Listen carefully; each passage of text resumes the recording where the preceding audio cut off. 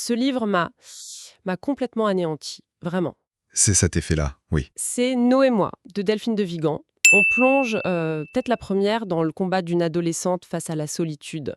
La sienne, et puis celle des autres, en plein Paris. Hmm. Franchement, le mot qui me vient, c'est juste déchirant. On suit Lou, 13 ans, un QI de 160. Mais elle est complètement perdue dans sa propre vie, tu vois, dans sa famille. Oui, complètement à côté. Et on la découvre au moment précis où, pour un exposé, un simple exposé, elle prend une décision insensée, interviewer une jeune sans-abri. C'est là que le paradoxe est dingue, en fait. On a une enfant protégée, mais isolée, qui décide de vouloir sauver une jeune femme de la rue, Non, qui a déjà tout vécu. c'est incroyable comme point de départ. C'est juste fou, non? Et ça devient bien plus qu'un devoir scolaire. Ça devient une obsession, une quête qui va faire voler en éclats tout son monde et toutes ses certitudes. Alors, pour bien comprendre, il faut s'imaginer cette gamine, Lou Bertignac. Oui, 13 ans, déjà en seconde, donc 2 ans d'avance. Intellectuellement, elle est à des années-lumière. ah oui, elle plane au-dessus des autres. Mais socialement, elle est à la traîne. Elle se sent minuscule, transparente. C'est une observatrice. Elle a des théories sur tout. Elle collectionne des mots. Elle fait des expériences dans son coin. Elle essaye de comprendre la vie, mais sans y participer. Exactement. Elle est spectatrice. Et quand on regarde son univers familial, on comprend tout de suite pourquoi. Ah, là, oui. Sa mère est une ombre, vraiment. Depuis la mort de sa petite sœur, Thaïs, il y a des années, elle est murée dans le silence. Une dépression totale.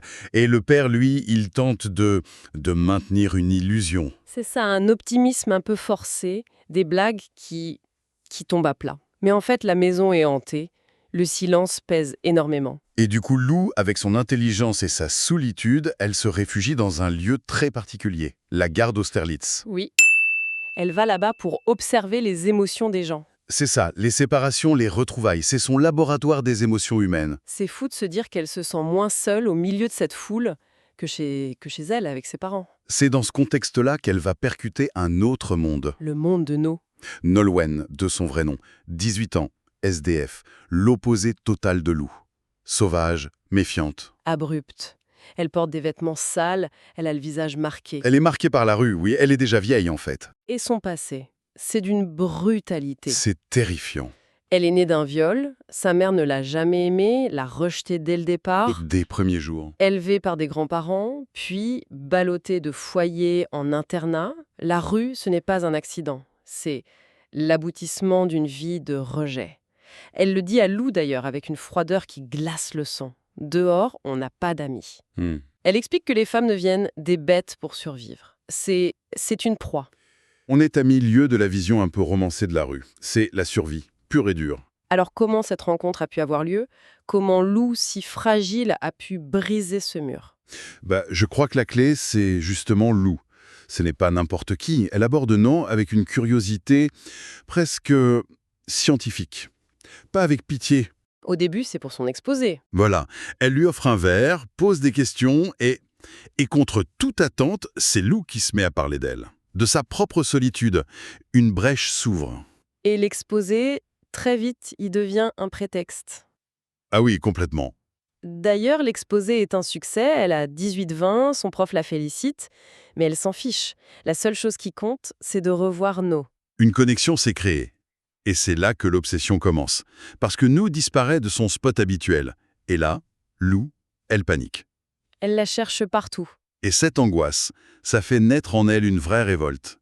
Elle ne supporte plus d'entendre les adultes dire « c'est comme ça, on n'y peut rien ».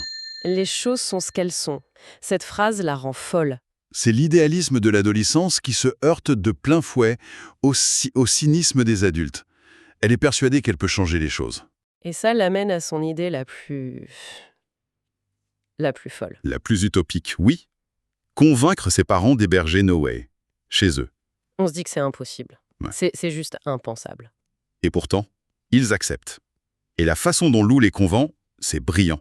Elle n'utilise pas l'émotion, elle utilise la logique. Des arguments, des statistiques. Un élément froid, mathématique. Elle les coince. Et je pense aussi qu'ils sont tellement démunis face à la tristesse de leur propre fille qu'ils se disent « pourquoi pas ?» Peut-être que ça pourrait la sauver, elle. Exactement. Et le plus incroyable, c'est qu'au début, ça marche. C'est un électrochoc. La maison, elle revit. La mère de Lou sort de sa torpeur. Elle se remet à parler, à cuisiner. Elle s'occupe de Noé, et en s'occupant de Noé, elle redevient mère.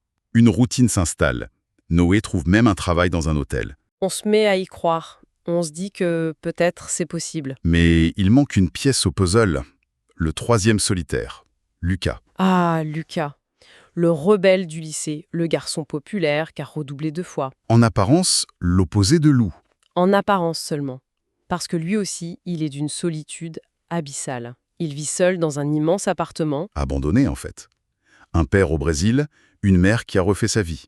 Il a tout, matériellement, mais il n'a personne. Et c'est cette fêlure en lui qui lui permet de voir Lou. Vraiment. C'est ça qui est beau.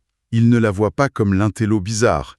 Il la surnomme Pépite. Il est le premier à voir le trésor qu'elle est. Il est fasciné. Et il va devenir son allié. Son seul vrai complice. Mais il est aussi le plus lucide. Oui, c'est lui qui lui dit cette phrase terrible. Les gens qui sont dans la rue, ils sont cassés. Pour de vrai.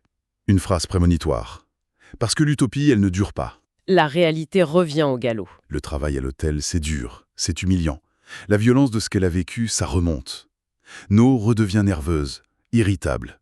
Elle recommence à boire. En cachette. Oui, les fissures apparaissent partout.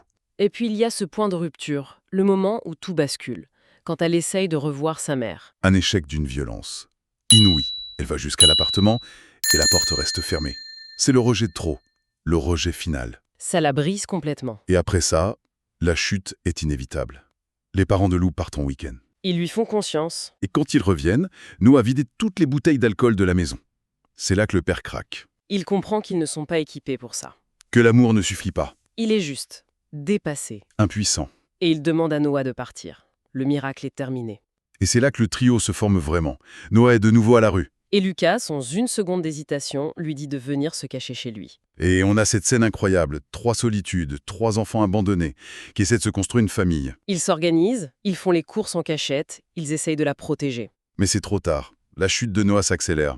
L'alcool, tout le temps. Elle disparaît des nuits entières. Elle revient avec des bleus. Et cet argent, qui apparaît et dont elle ne peut pas expliquer la provenance. On devine l'horreur, oui. La tension dans l'appart devient insoutenable.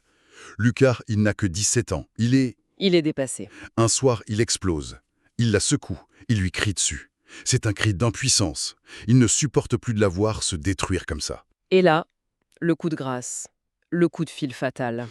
La mère de Lucas, elle annonce qu'elle passe à l'improviste. C'est fini. Le refuge n'existe plus. L'eau doit partir. Toutes les portes se sont refermées, une par une. Il n'y a plus aucune solution. C'est le bout du chemin. C'est là que Lou, dans un dernier geste de désespoir, tente le tout pour le tout. Le plan final. Puisque ce monde ne veut pas d'elle, elles vont en trouver un autre. Partir, fuir. Elle s'accroche à une dernière histoire que nous lui avait racontée. Un certain Loïc, un amour d'internat, qui vivrait en Irlande. C'est leur dernière utopie.